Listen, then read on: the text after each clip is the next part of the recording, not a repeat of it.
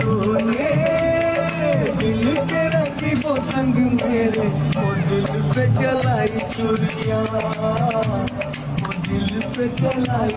रक्षाबंधनसाठी खूप सुंदर अशी व्हरायटी घेऊन आलेलो आहे, ड्रेस पीसमध्ये, ड्रेस मटेरियलमध्ये।